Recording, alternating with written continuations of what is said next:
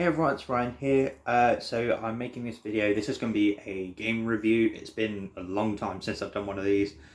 I was going to start making them like when I completed a game. So this one is for WWE 2K Battlegrounds. It came out yesterday. I completed it yesterday. Um, I kind of put quite a lot of time into it. It's about 6 to 8 hours. Well, when I say completed it, I've got all the achievements in it. I've finished the main story mode that they have for it, and like all the other stuff. I've still got like a ton of stuff to unlock on it, um, but it's mainly like abilities and superstars and stuff like that. So, um, just trying to think like what I could go over with. I should probably make some structure to this. Preparation would have been good. I sort of had the thought last night that I wanted to do a review of it, but I got like really tired late at night. But as for the game and what it is, it's essentially arcade style fighting game. It's not like the simulation games they've been doing for the past decade. Well, to be fair, they've been doing them for about 20 years now. But it wasn't until about... Actually, to be fair, about 10 years ago, during SmackDown vs. Raw 2009, which actually comes out in 2008. It's a weird thing they do. They sort of do it like the FIFA games, where like they name it the year that's coming up, not the current year.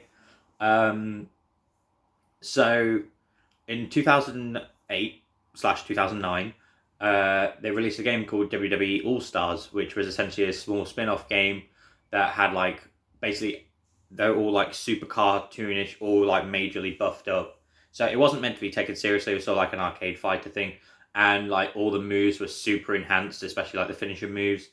Like moves were very limited for characters, but then like the finishers would like they would literally, so like for example, for a choke slam, instead of just doing the standard like standing here choke slam, he would literally jump like 30 feet in the air and then slam them down. Randy Orton with his RKO, he'll throw them in the air and he'll spin 3 times with them whilst RKOing them. Basically, just stuff like that. And then I think shortly after that, THQ then changed the series from SmackDown vs. Raw to just WWE 12, WWE 13. Then 2K bought the rights, I think, and then they started making like 2K14, 2K15. And with those ones, that's when like the actual simulation started properly kicking in. So, like it had enhanced graphics, enhanced like AI mechanics and stuff like that. So basically just everything felt a bit more clean and precise rather than a bit like over the place. Like you wouldn't get like random animation jumps at all. Like everything would have to like work smoothly with it. And basically they got to like, I think for me honestly their peaks were like from 14 to about 18. The last two, like 2K19 was fine for what it was, but then 2K20 literally was just even worse than ever. I think it was pretty much voted the worst game of 2019 just because it was so buggy, the story was terrible. But to be honest, like I only had like 3 or 4 bugs in it. Like I'd have like a few glitchy moments, but that was it. I don't know if like if it was if you had a physical copy that it was much worse. I've tried playing it recently, and every now and then it would just crash and just say, and like literally the game would just stop. That was like one of the biggest blunders they had was on the new year. They put out this patch that was supposed to fix it, and essentially no one could play the game. You would get to the menu, and then the game would crash. But like I said, I think they announced like in about June or May or June that they had this new game called Battlegrounds coming out.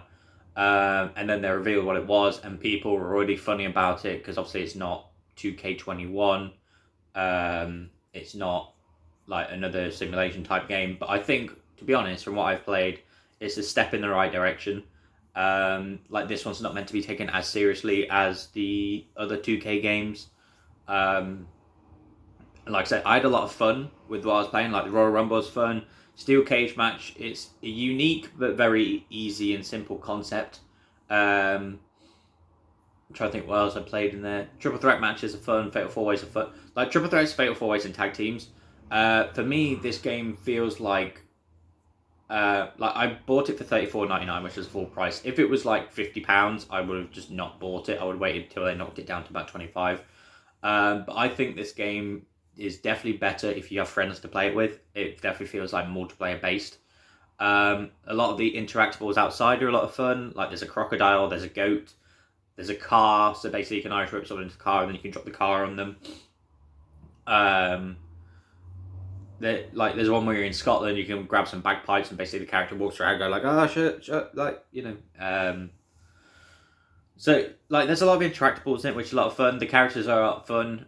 Some of them are very accurate. Some of them they could probably do with some work. But like I said, it's a cartoonish feel to it, which I like. And like with it being All Stars, all the moves are enhanced.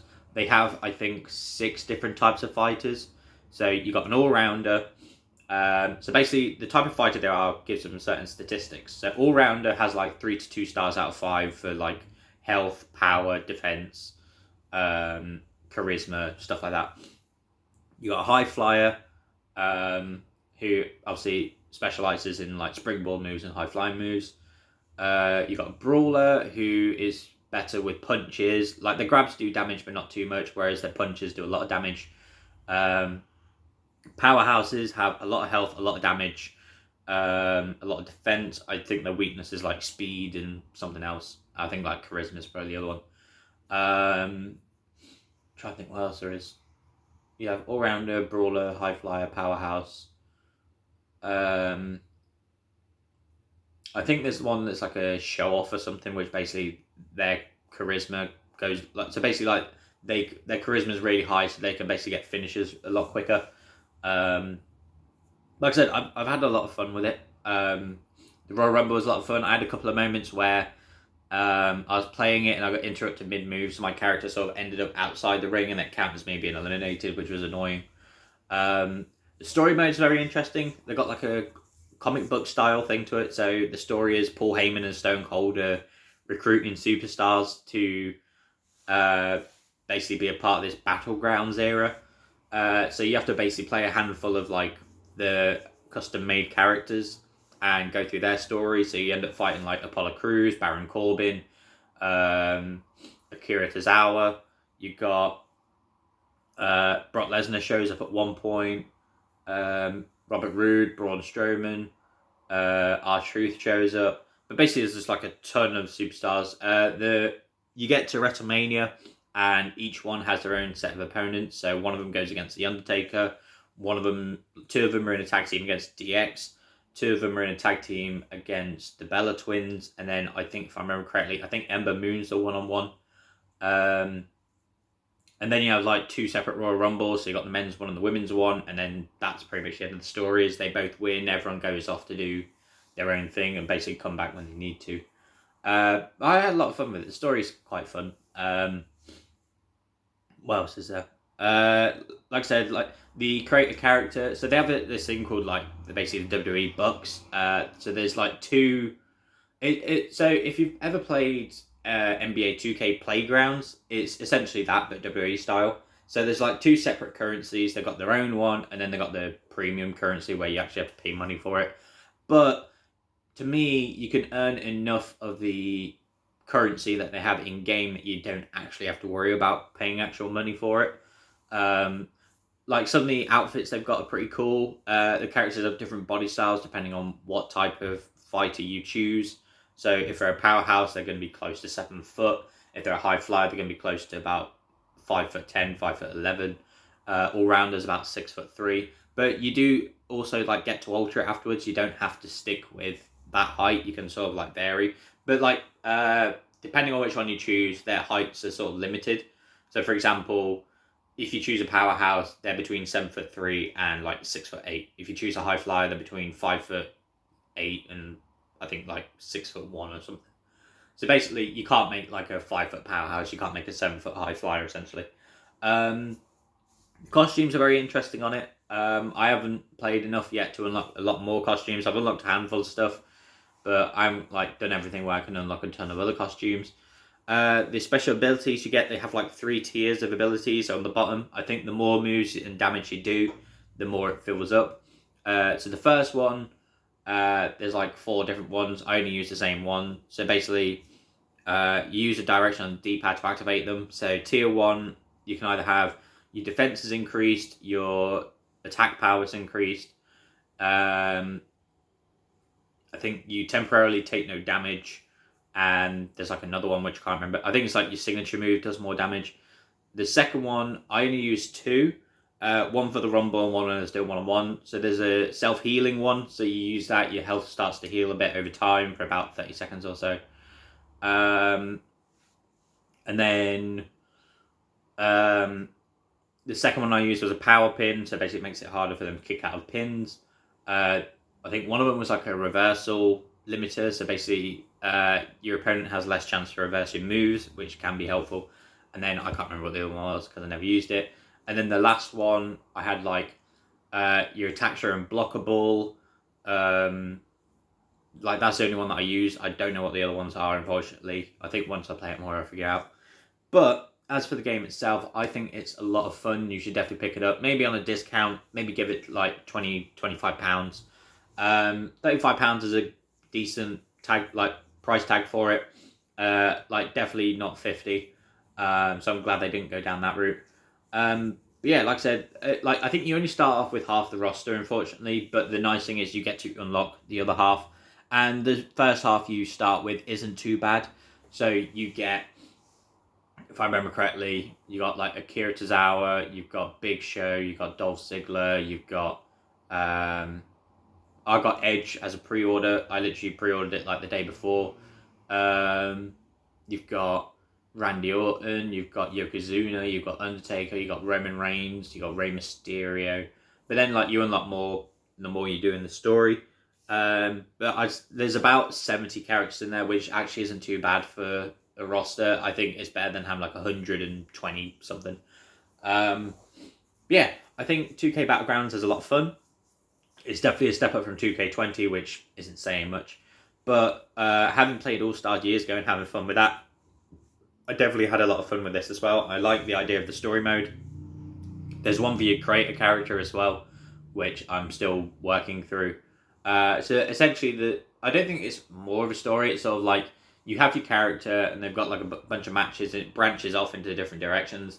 And the more you do, the more stuff you unlock, and the more you can improve your character's abilities. But yeah, like I said, it's a lot of fun. Definitely feels like a game that would be good with friends, like to have a laugh with. As a rating, if I was to give it anything out of 10, I would say a 7. It's really good for what it is. It's still a bit buggy, but not majorly. It's not like I've only had it crash on me like once, but I think that's just because at one point a lot of stuff was going on, and it's sort of just like the frame rate and like the game itself sort of just couldn't handle it, and it just crashed out on me once, but that was fine. It saves after every match, which is nice. It's not like I lost a ton of progress. But yeah, for a rating, I'm going to give it a 7 out of 10. I believe that's what I said. It's really good for what it is. Definitely a step up from 2K20. I'd say definitely wait for it to go on discount and then buy it then and see what you think. Like I said, it's a lot of arcade style fun. If you don't take it seriously like the other 2K games before, then you shouldn't have a problem with it. It's not aiming to be like the previous 2K games. But yeah, that's pretty much my thoughts on it. Let me know what you think of 2K Battlegrounds. Thank you very much for watching this video, and I shall hopefully see you in the next one.